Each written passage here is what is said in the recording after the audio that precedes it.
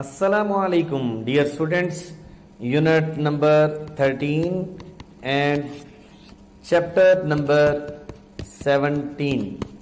Deformation of solids. Deformation of solids को हम study करेंगे। इस यूनिट में आपने मैग्नेटिक प्रॉपर्टीज को स्टडी नहीं करना, क्योंकि यूएचएस के सिलेबस में सिर्फ मैकेनिकल प्रॉपर्टीज और इलेक्ट्रिकल प्रॉपर्टीज हैं।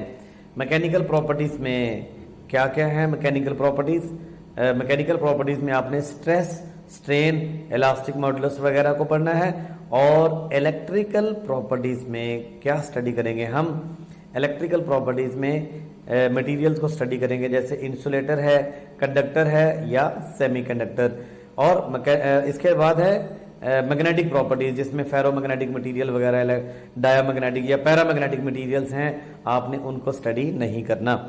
तो मैकेनिकल प्रॉपर्टीज से अगर हम स्टार्ट लें तो मैकेनिकल प्रॉपर्टीज क्या होती हैं, इनको स्टडी करने के लिए हमें कौन सी प्रॉपर्टीज या कौन कौन सी क्वांटिटीज को स्टडी करना है। सो मैकेनिकल प्रॉपर्टीज को स्टडी करने के लिए हमें ये दो टर्म्स पढ़ना है, एक स्ट्रेस और दूसरा है स्ट्रेन, स्ट्रेस एंड स्ट्रेन। और उसके बाद इन टर्म्स की मदद से फर्दर कुछ क्वांटिटीज बनेगी, जैसे मॉडुलस ऑफ इलास्टिसिटी एटसेट्रा। अब दो मटेरियल की दो प्रॉपर्टीज के बारे में आपने समझ लेना है। एक है इलास्टिसिटी और दूसरा वर्ड है plasticity.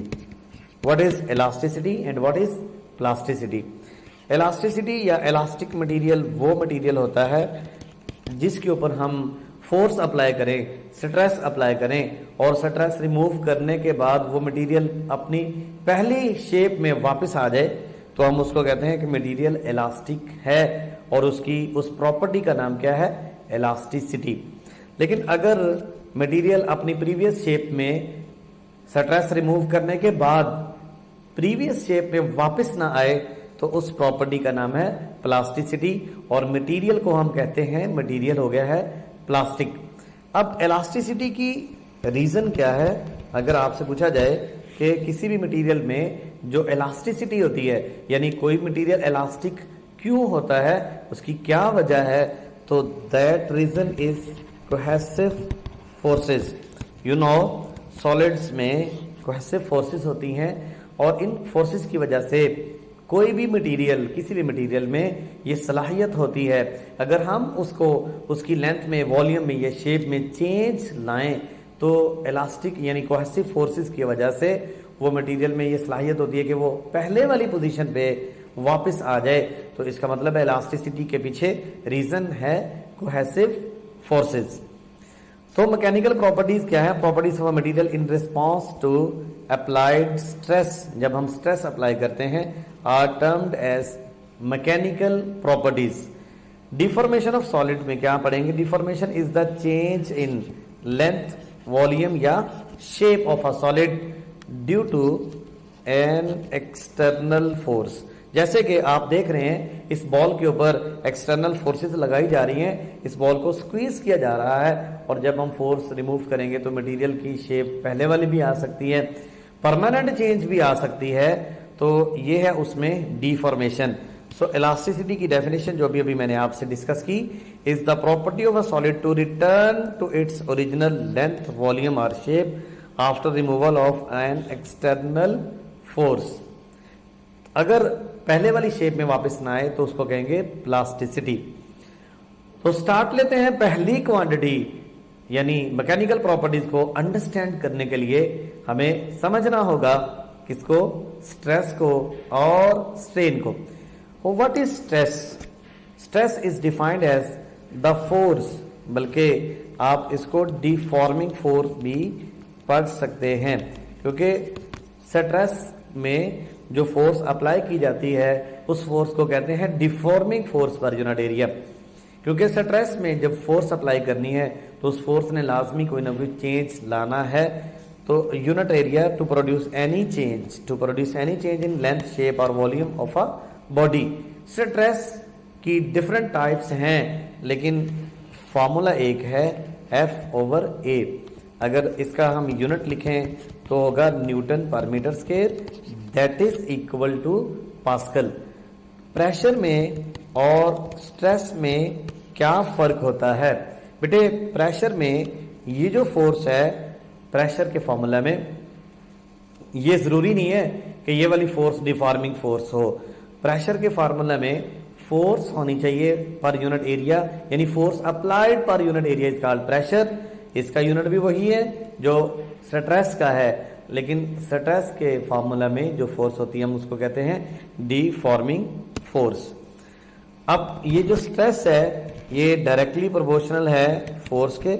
Stress is inversely proportional to area. अगर हम ज्यादा फोर्स लगाएंगे तो ज्यादा स्ट्रेस होगी, और अगर ज्यादा स्ट्रेस होगी, एरिया ज्यादा होगा तो स्ट्रेस होगी कम, इनवर्सली रिलेटेड टू एरिया। एक और भी टर्म है, उसको हम कहते हैं ब्रेकिंग स्ट्रेस। ब्रेकिंग स्ट्रेस क्या होती है? यानी किसी मटेरियल को ब्रेक करने के लिए जो स्ट्रेस अप्लाई करते हैं that is called breaking stress. Breaking stress किस पे डिपेंड करती है? ब्रेकिंग स्ट्रेस का फार्मूला है F ओवर A, यानी breaking stress is equal to F over A। It does not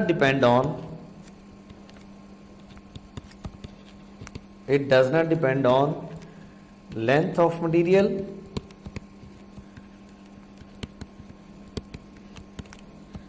area पे भी डिपेंड नहीं करती, क्योंकि ब्रेकिंग स्ट्रेस का formula F over A। Breaking stress चूंकि कांस्टेंट, ब्रेकिंग स्ट्रेस किसी मटेरियल की एक कांस्टेंट होती है और ये रेशियो होती है किसके इक्वल, यानी F ओवर A के इक्वल होती है। तो हम यूं कह सकते हैं ब्रेकिंग स्ट्रेस जो है does not depend on length and area of the material. Breaking stress का इसके साथ ताल्लुक नहीं होता। हाँ, ये किस पे डिपेंड करती है? टेम्परेचर पे और मटेरियल की नेचर पे, यानी टेम्परेचर और नेचर। किसकी बात कर रहा हूं?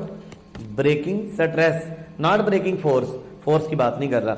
लेकिन अगर मैं लफ्ज लिखूं ब्रेकिंग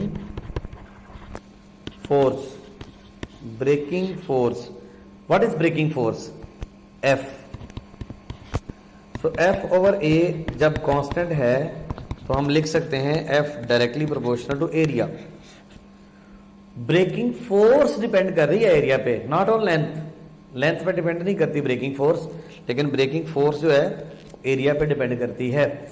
फॉर एग्जांपल हमारे पास एक लेंथ है जिसकी कोई लेंथ है जिसकी 10 सेंटीमीटर है, कॉपर की लेंथ 10 सेंटीमीटर है, तो 10 सेंटीमीटर को ब्रेक करने के लिए जितनी फोर्स लगानी पड़ेगी, अगर वो 5 सेंटीमीटर है तो उसको भी उतनी ही फोर्स लगाना पड़ेगी। इसका मतलब है ब्रेकिंग फोर्स लेंथ पे डिपेंड नहीं करती।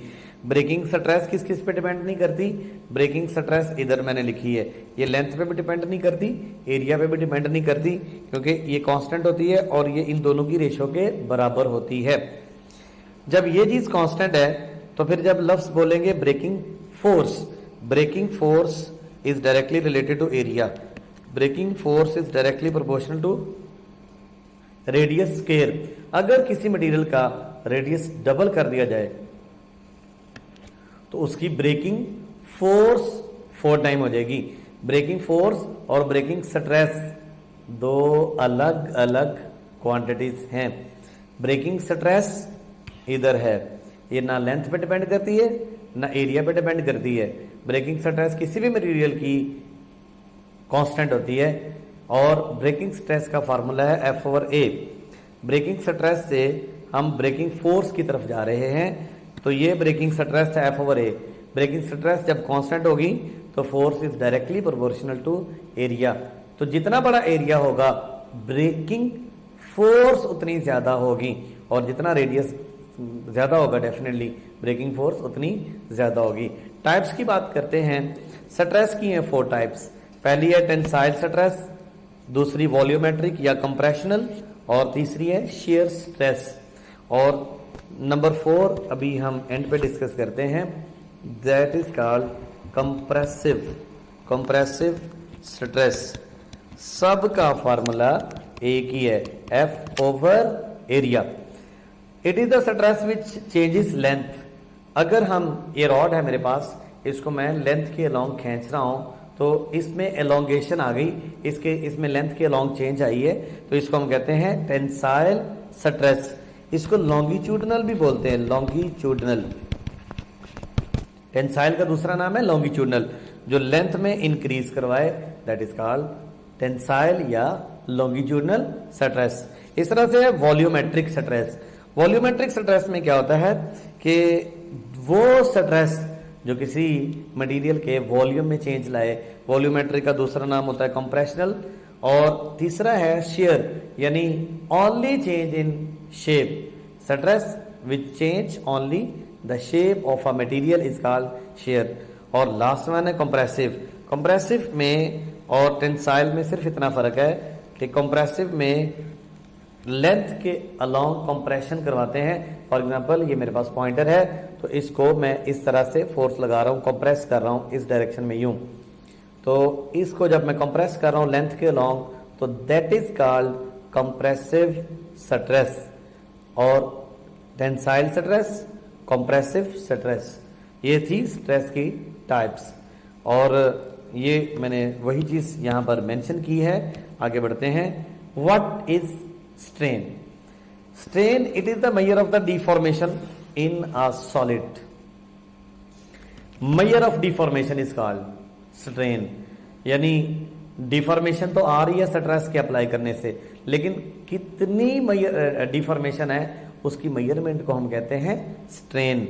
स्ट्रेन जो है, ये टेंसाइल स्ट्रेस लिखना था, tensile strain is equal to change in length over original length, volumetric strain change in volume over original volume, and shear strain is equal to change in shape over original shape, that is equal to tan theta. Change in shape जो है ये इस तरह से होता है कि अगर आप शेप में चेंज लेके आए इस तरह से कि फोर्स अप्लाई की, स्ट्रेस अप्लाई की जाए और सिर्फ शेप में चेंज आए। जैसे यहाँ पर शेप में चेंज लाते हैं, तो ये देखें नई वाली शेप यहाँ पर, यानी पहले वाली शेप इसकी चेंज हो गई है यूं, तो शेप में जो चेंज आई है यहाँ पर angle theta, this is delta A and this is A. तो change in shape over original shape, that is called tan theta. Remember tan theta approximately theta होता है इफ थीटा इज स्मॉल। याद रखें, ये theta is small, tan theta is equal to theta की बात जब करते हैं ना, तो डिग्री में नहीं होती ये बात, ये होती है रेडियन में। यानी theta is taken in radian, and if theta is small not in degree, in radian, then tan theta is equal to theta. तो किसी भी जो डिफॉर्मेशन मेजरमेंट की है उसको हम कहते हैं स्ट्रेन। और स्ट्रेन में परसेंटेज भी कैलकुलेट की जा सकती है। फॉर एग्जांपल परसेंटेज एलोंगेशन की बात करें, अगर हम परसेंटेज एलोंगेशन, तो फार्मूला होगा delta L over L into 100। इस तरह परसेंटेज चेंज इन वॉल्यूम, तो डेल्टा वी ओवर वी को 100 से मल्टीप्लाई कर देंगे। इस तरह percentage change in shape, delta A over A को 100 से मल्टीप्लाई करेंगे। तो ये चूंकि रेशो है, इसलिए ये है जनाब यूनिटलेस। ये यूनिटलेस है, इसका कोई यूनिट नहीं होगा। स्ट्रेन जो है इसके लिए एक दो एग्जांपल्स हम डिस्कस करते हैं। फॉर एग्जांपल अगर मैं कहता हूं कि लेंथ डबल कर दी गई है, अगर किसी ऑब्जेक्ट को इस तरह से स्ट्रेस उसके ऊपर अप्लाई की कि उसकी लेंथ होगी है डबल, तो फिर स्ट्रेन कितनी होगी? स्ट्रेन होगी 2l माइनस एल, यानी change in length over L, that is equal to 1। So if length is doubled, strain is 1। और अगर मैं आपसे पूछूं परसेंटेज डिफॉर्मेशन, तो आप कहेंगे 100%। 1 का मतलब होता है 100%। तो अगर स्ट्रेस अप्लाई करने से लेंथ हो जाए डबल, तो स्ट्रेन कितनी होगी? 1। परसेंटेज एलोंगेशन कितनी आएगी उसमें, परसेंटेज डिफॉर्मेशन कितनी आएगी, या परसेंटेज स्ट्रेन कितनी होगी? 100%। अगर इसी तरह से लेंथ हो जाती है 3 टाइम्स, लेंथ बिकम्स 3 टाइम्स, तो फिर क्या होगा, डेल्टा एल ओवर एल आएगा 3L minus L over L 2L over L is equal to 2। यानी अगर इस तरह से स्ट्रेस अप्लाई करें कि लेंथ हो जाए 3 टाइम्स, तो स्ट्रेन होगी डबल, यानी सॉरी स्ट्रेन हो जाएगी 2। और अगर आपसे कहा जाए परसेंटेज एलोंगेशन की बात की जाए तो 200%।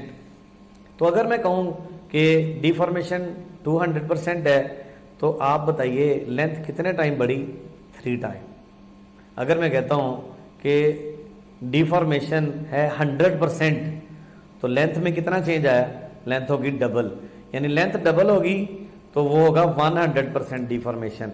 अगर लेंथ 3 टाइम होगी तो परसेंटेज डिफॉर्मेशन हुआ 200%। अगर इसी तरह से डिफॉर्मेशन आ जाती है 4 टाइम तो 300%। अगर मैं कहता हूं 500% डिफॉर्मेशन है, तो इसका मतलब है जो लेंथ में चेंज आई है वो 6 टाइम्स हो गई है। ठीक हो गया। तो जितने टाइम होगी उससे एक कम परसेंटेज में आंसर आएगा। और डिफॉर्मेशन जो ये जो स्ट्रेन, सिर्फ स्ट्रेन की बात करेंगे तो स्ट्रेन आएगी ये। तो ये था स्ट्रेन के बारे में थोड़ा सा इंट्रोडक्शन। स्ट्रेन डायमेंशनलेस है। All types of stress have same formula but different type of strain have different formula. Definitely strain में अगर हम कहते हैं delta L over L, delta V over V या डेल्टा ए ओवर ए, तो strain के different फार्मूले हैं। स्ट्रेन को हम इस चैप्टर में, इस यूनिट में एप्सिलॉन से शो करेंगे। Stress is measure of deforming force and strain is the measure of deformation. यानी ये डिफॉर्मिंग फोर्स की मेजरमेंट है और ये है डिफॉर्मेशन, यानी उसमें कितनी चेंज आई। Now we will talk about modulus of elasticity. What is modulus of elasticity? Modulus of elasticity actually किसी मटेरियल की उस प्रॉपर्टी का नाम है। It is the ability of an object to regain its initial state। यानी किसी material की वो एबिलिटी, वो सलाहियत जिसकी बिना पे वो अपनी पहली शेप में वापस आ सकता है, ये कहते हैं इसको इलास्टिक मॉडुलस। अक्सर बच्चों से सवाल पूछा जाता है, which is more elastic, which is more elastic, rubber या स्टील, रबर और स्टील। तो ज्यादातर स्टूडेंट ये समझते हैं कि शायद रबर बड़ी इलास्टिक है, बड़ी इलास्टिसिटी होती है उसमें। भाई नहीं, एक्चुअली मॉडुलस ऑफ इलास्टिसिटी या इलास्टिक मॉडुलस का मतलब ये है कि कौन सा मटेरियल अपनी स्टेट को बरकरार रखने की सलाहियत ज्यादा रखता है। अब आपके पास एक स्टील का रॉड है इतना सा और इतनी ही रबड़ है, तो आप रबर को जब इसके ऊपर स्ट्रेस अप्लाई करेंगे तो रबड़ आसानी के साथ डिफॉर्म हो जाएगी। जो आसानी से डिफॉर्म हो जाए उसका इलास्टिक मॉडुलस ज्यादा नहीं होता, क्योंकि उसमें तो सलाहियत ही नहीं है, इतनी एबिलिटी ही नहीं है। लेकिन एक ऐसा मटेरियल जिसको डिफॉर्म करने के लिए आप फोर्स जब अप्लाई कर रहे हैं, कोई ऐसा मटेरियल जैसे स्टील की बात कर रहा हूं, तो स्टील को डिफॉर्म करने के लिए आपको बहुत ज्यादा फोर्स लगाना पड़ेगी। जब ज्यादा फोर्स, ज्यादा स्ट्रेस अप्लाई करना पड़ेगी, इसका मतलब है स्टील इज मोर इलास्टिक। तो इलास्टिसिटी का फैसला कहां से होगा? सलाहियत से। और मॉडुलस ऑफ इलास्टिसिटी का फार्मूला ये भी है, stress over strain. Force is not too great, it obeys Hooke's law. यानी जब हम, ये कंडीशन है कि स्ट्रेस टू मच नहीं होनी चाहिए। SI unit of modulus elasticity is same as that of stress. इसका यूनिट भी स्ट्रेस की तरह का होता है, क्योंकि स्ट्रेन इज यूनिटलेस। अगले लेक्चर में हम इसकी टाइप्स की बात करते हैं। ठीक है ना? अल्लाह हाफिज।